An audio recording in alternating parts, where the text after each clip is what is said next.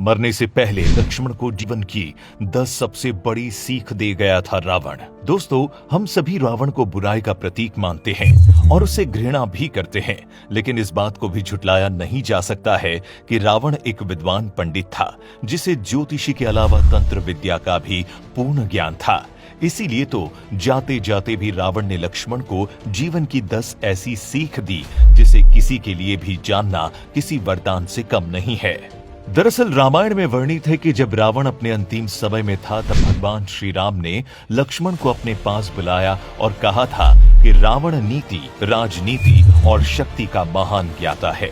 ऐसे समय में जब वो संसार से विदा ले रहा है तो तुम उसके पास जाकर जीवन की कुछ शिक्षा लो जिससे तुम्हारा जीवन सफल हो सके। अपने बड़े भाई की आज्ञा का पालन करते हुए लक्ष्मण जी रावण के पास जा पहुंचे, जहां रावण ने उन्हें 10 ज्ञान की बातें बताई। पहला, शुभस्य शीघ्रम। रावण ने लक्ष्मण को पहली शिक्षा देते हुए कहा कि शुभ कार्य करने में कभी देरी नहीं करनी चाहिए। जैसे ही किसी शुभ कार्य का चिंतन हो या मन में विचार आए, उसे तुरंत कर डालना चाहिए। इसके उलट अशुभ कार्य को जितना टाला जाए उतना सही है।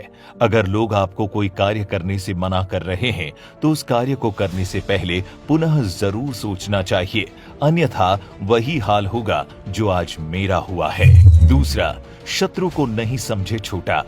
लक्ष्मण को रावण ने जो दूसरी सीख दी वो ये थी कि कभी भी अपने प्रतिद्वंदी या शत्रु को खुद से छोटा या कमतर नहीं समझना चाहिए। रावण ने स्वीकार किया कि ये उसकी सबसे बड़ी भूल थी कि उसने भगवान श्री राम को आम मनुष्य समझा।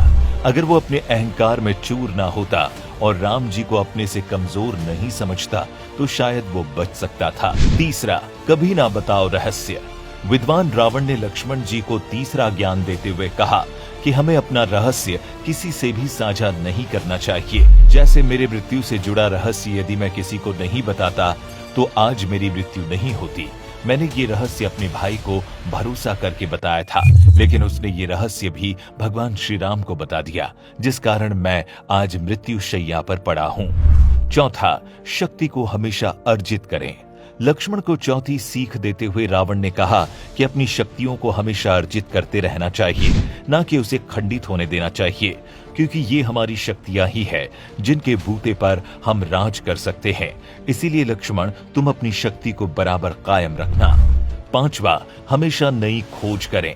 लंका नरेश रावण ने 5वीं सीख दी कि मनुष्य को हमेशा नई नई खोज या नए नए आविष्कार करते रहना चाहिए। मैंने अपने जीवन में कई तरह की खोज की। मैं तो सोने में सुगंध भरने पर भी विचार कर रहा था, लेकिन उससे पहले ही मेरा अंतिम समय निकट आ गया है।